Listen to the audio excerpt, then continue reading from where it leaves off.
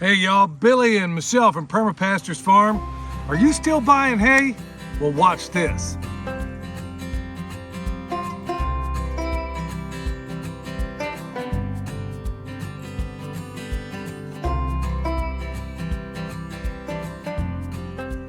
All right, y'all, before we get into it, the 14th, this Friday, 8 p.m. Eastern, we're going to go live, so we'll see you there. Okay, also, if you need anything, folks, remember, check out the website, check out the description box, check us out on Patreon. All right, with that said, it's time to get into her second favorite topic, which is these little sheepies back here. She's going to tell you it's chocolate, but no, her number one thing in this world are these little critters, including this one right here. Ain't that right, Milk Boy? Hey, that's not for you. Anyways, like usual, was minding his own business until we started filming, and now he's crushing what I was going to talk about. And what we're going to talk about today, y'all. Now, before we get into it, there's a number of different ways you can go about this, okay? We basically bank forage through the winter, and you see a lot of that right now with this green, y'all. If you were to do an aerial shot of everybody else around us, it looks gray, okay? Part of that has to do with these guys and gals over here in this little sheep pen. They get moved just about every single day. Now, it changes all in the winter, but those are topics in of themselves. Now, what we do, and what she's done actually for a few years now, is a method that's as old that it can be accounted for all the way back, and I'm gonna love this because it involves history, all the way back, at least we know, to the time of the Romans, probably millennia before that. And that has to do with tree hay.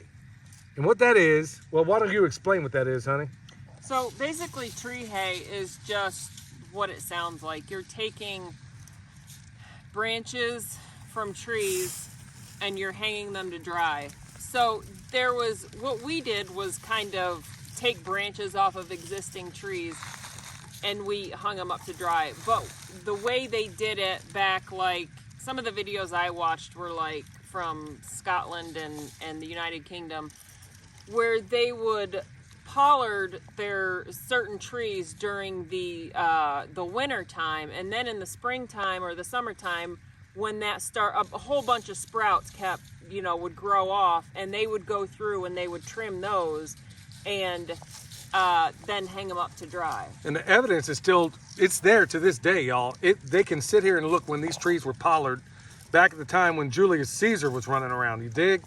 And they probably think in certain parts of Mesopotamia that it was going long before that, and there's even archaeological evidence for that. But the cool thing is that it's living evidence. That's the kind of history I love more than anything, where they can literally look at these trees and check, yep, it was pollard here, it was pollard. So it's nonstop. And the cool thing about that, a lot of those trees that were used that way, in many cases were nitrogen fixers, a good fair piece of them. In fact, we bundled, when did you bundle these? It was like June and July, and I tried to stick with like your major tree species like maple, oaks, elms. There's a little bit of black locust in there. I tried not to get too much. When we were growing mimosa, they ate yeah. I mean, we would collect that stuff and they would go nuts on it, even when it was fresh or otherwise. But in addition to that, and my intrepid little guard puppy here sitting on it, at that same time, well, you know what this is?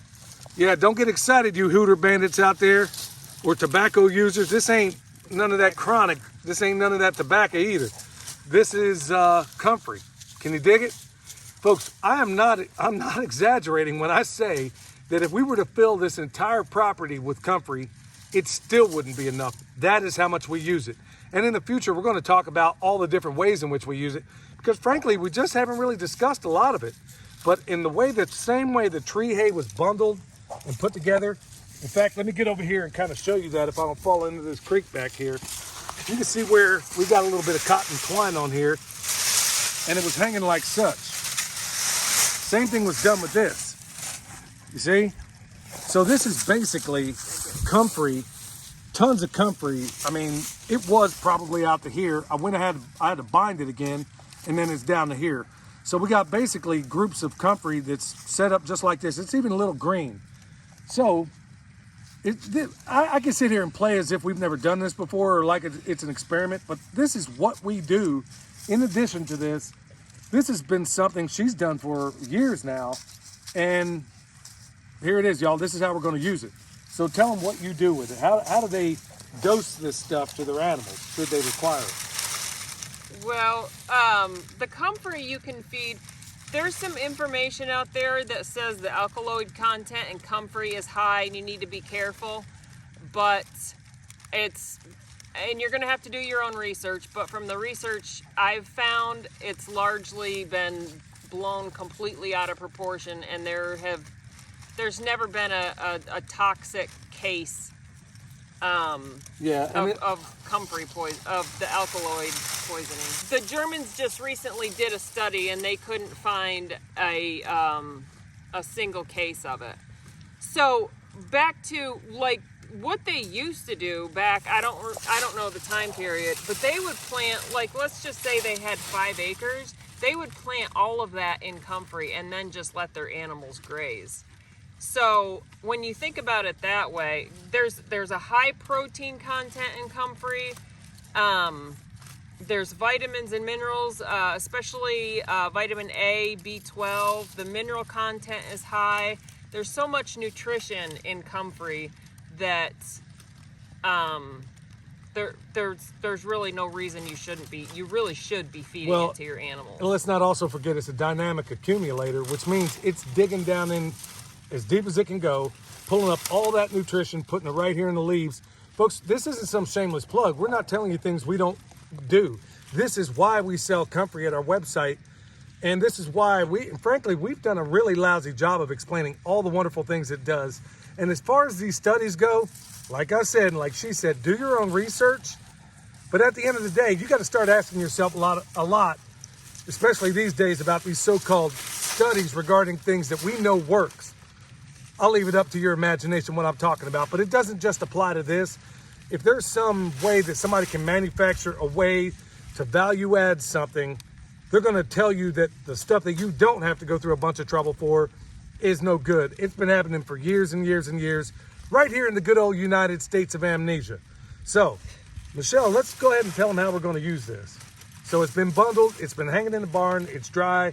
Now what? So now we're just going to put it in there and they can just eat it. They might not go for it right away. They might. We put some in the other day and they didn't eat it immediately, but when we came back in the morning, like the next morning, it was gone. So we're just going to take the strings off, spread it out a little bit, and let them eat it as they want to.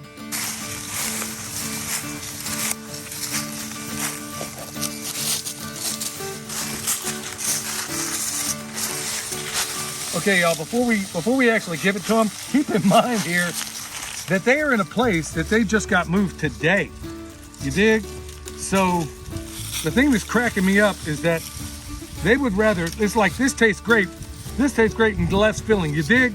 I mean, these guys are, look at this. Hey, Samson, you want some of that? Look at that. They would rather eat this comfrey, and let's see if they would rather eat this tree hay than the forage they have.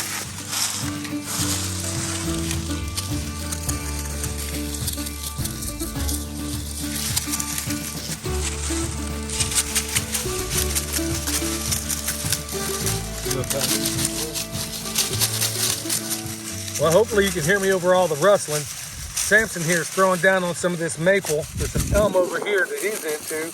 She's back there eating the comfrey and a little bit of everything else.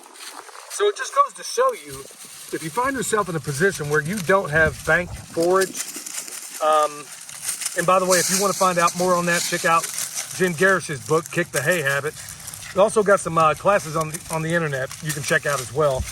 But folks, in addition to that, use some of those ancient sources. Also, there's another reason for using tree hay is there's nutrition in these woody species that they're not getting in grass. There's like tannins in oaks and acorns that help with worms, just things like that are important for them. Well, and then also, we run these fences up through the woods too. So they'll have part pasture, they can browse in there, and they can find all those different things that you and I don't necessarily observe.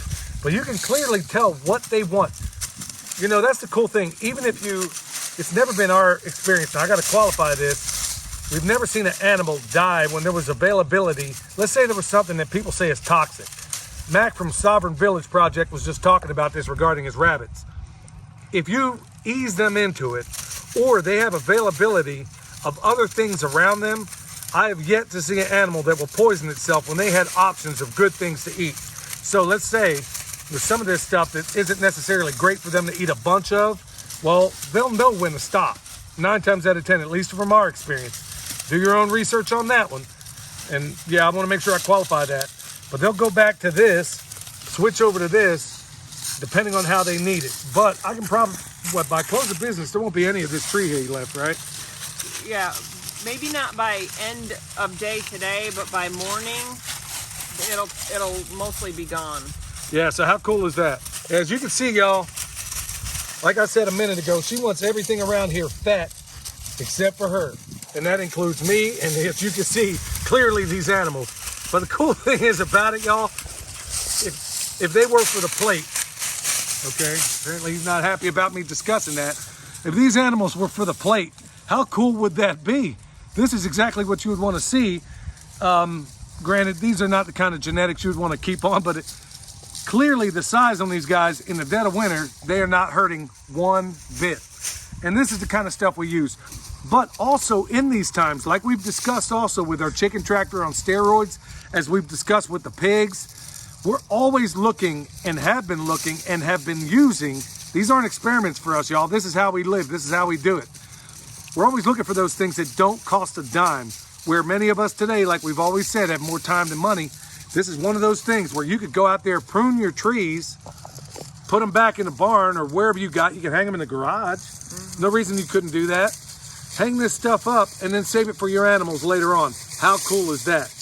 And the best part about it, at least to me, is these, and we're trying more and more and more and more, and we have been over the years, not just in light of these times, we're trying as best we can to incorporate as much old tech as possible, which is really new tech when you stop to think about it.